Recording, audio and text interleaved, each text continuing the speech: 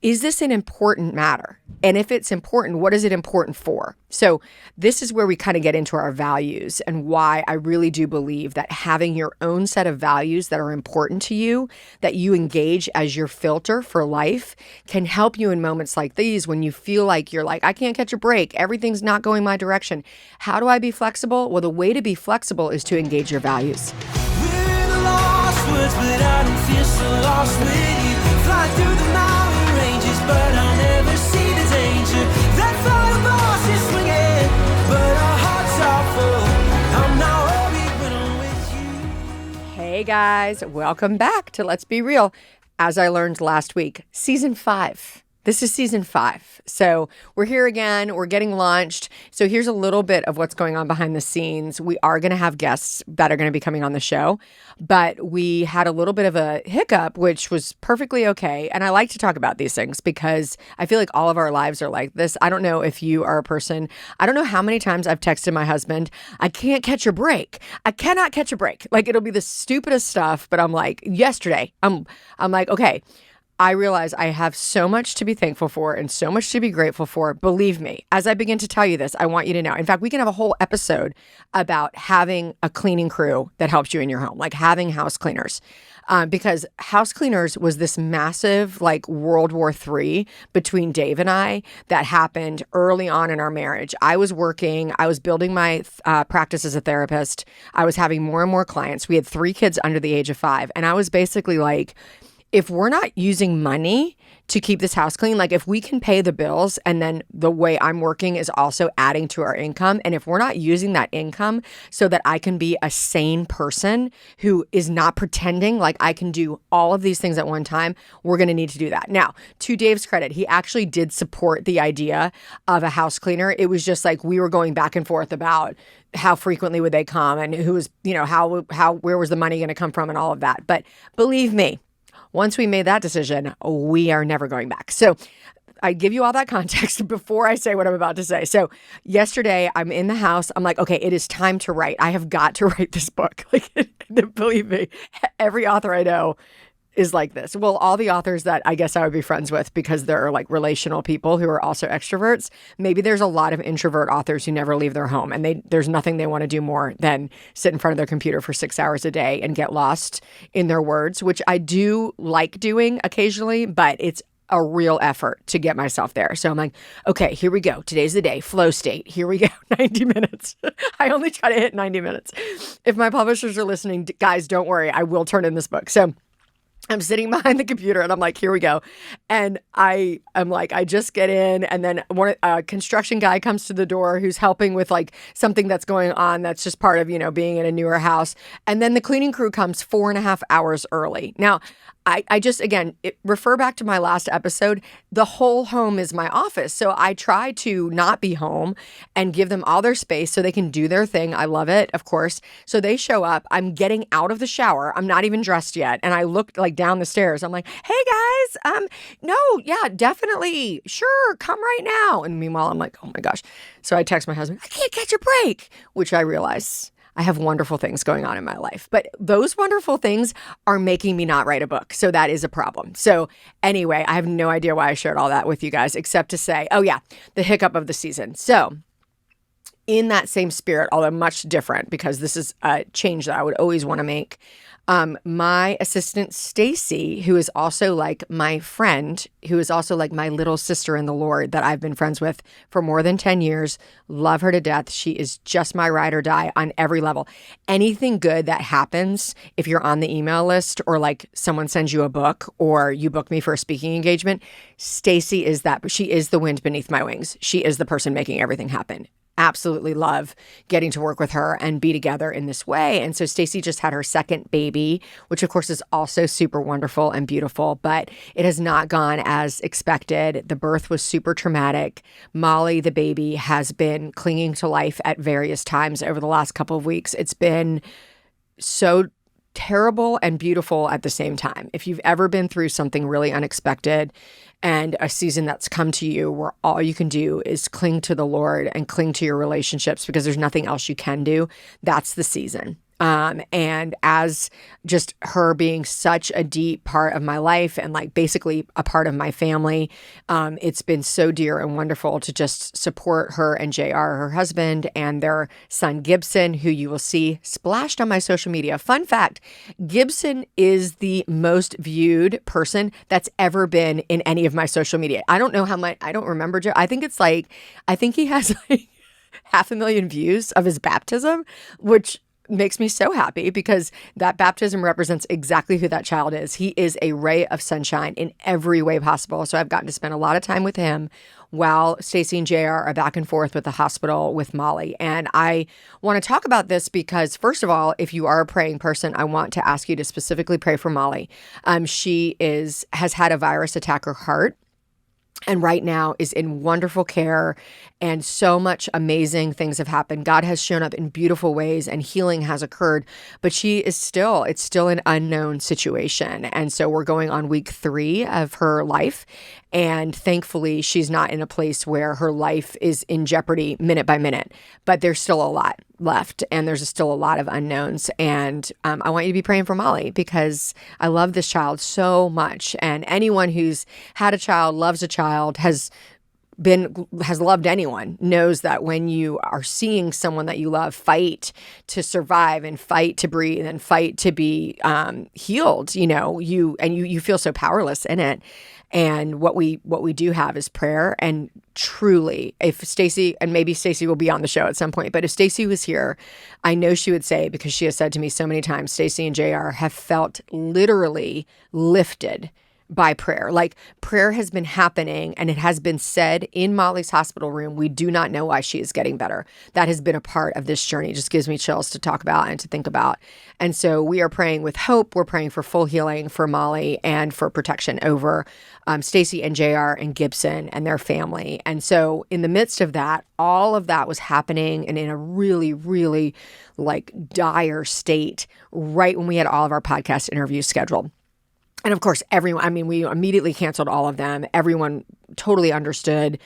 Everyone, I think almost everyone is still able to come back to the show. We just had to push the episodes out a little bit because we're still recording them. So that was a very long, almost a full podcast way of telling you what's actually happening. But I like pivots because your life is full of pivots.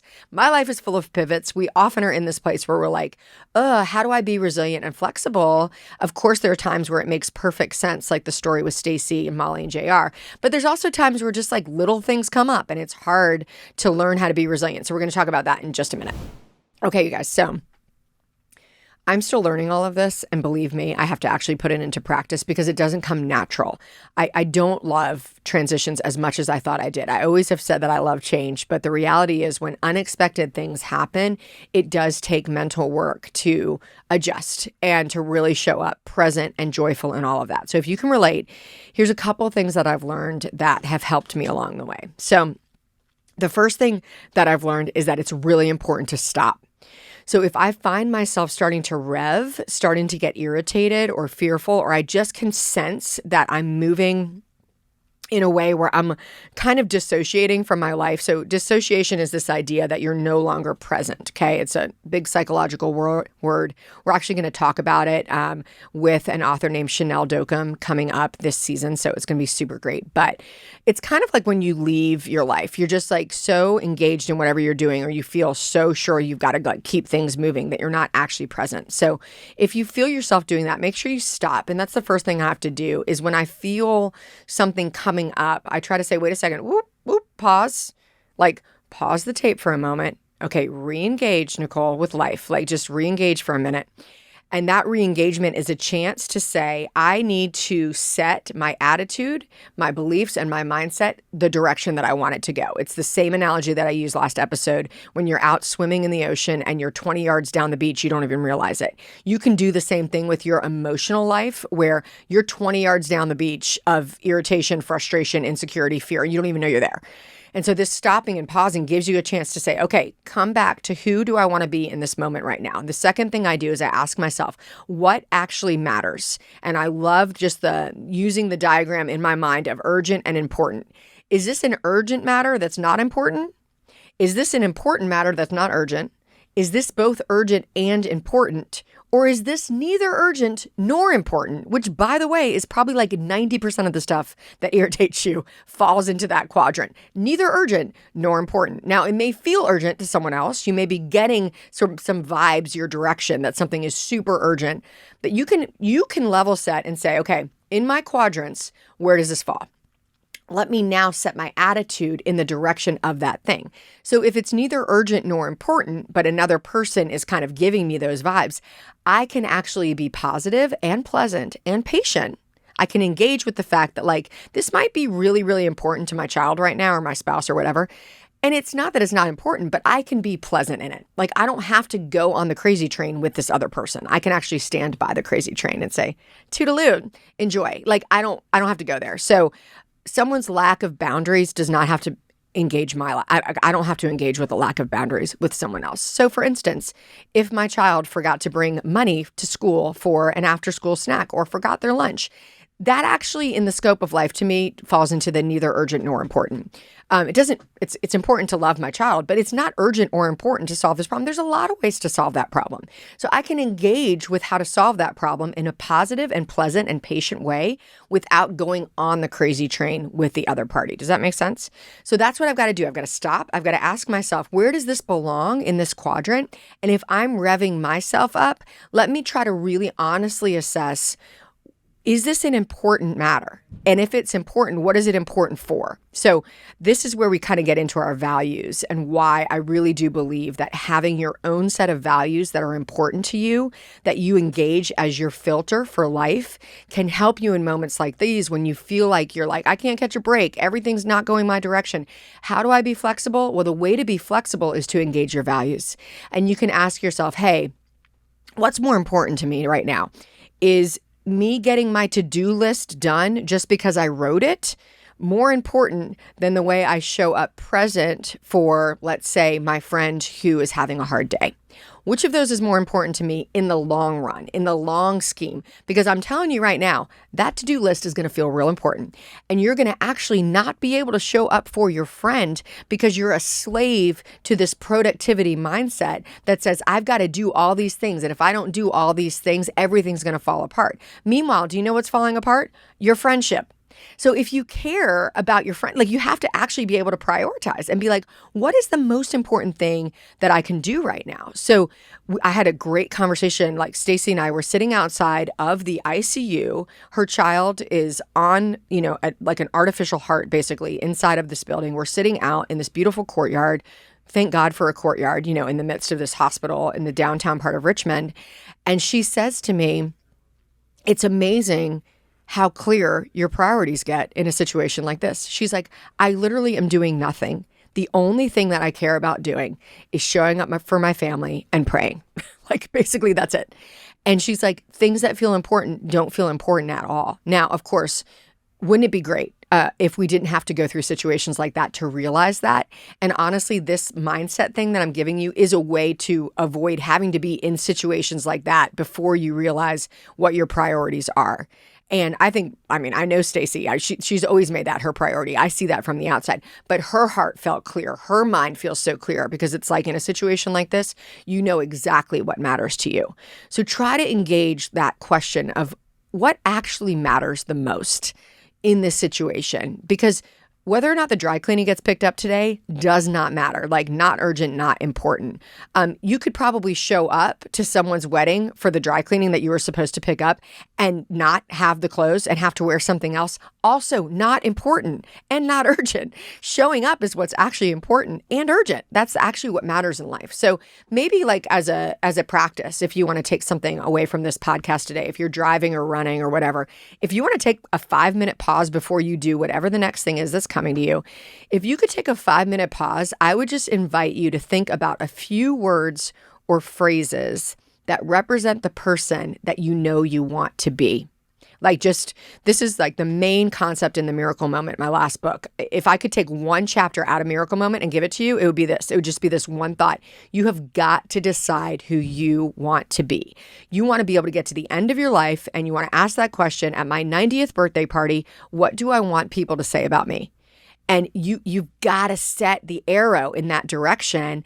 And that is going to help you actually begin to prioritize and to make choices, little choices each and every day that take you in that direction. If you don't decide for yourself who you want to become, you will be an aggregate of most likely your negative experiences. That's the general direction of humankind. So if you want to be a beautiful, free, loving, present, whatever, take it light person, you've actually got to decide that. And that decision will then help you moment by moment to move toward that. So if you want to take me up on my offer, 5 minutes of quiet is worth many sessions of therapy to actually ask yourself the question, what are the words that I want to have describe me?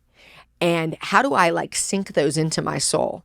So in the minute by minute of life, in the I can't catch a break today kind of times of life, you can ask yourself, okay, who do I want to be right now? And how am I becoming that person? That's it, guys. That's my cheap therapy for the day. And I hope that helps you guys. Please like or subscribe the podcast so we can send it out and other people can find it. And if you've got a question for me that you'd like me to answer, you can send it to Nicole at NicoleEunice.com and we might answer it on the show. Thanks for being here.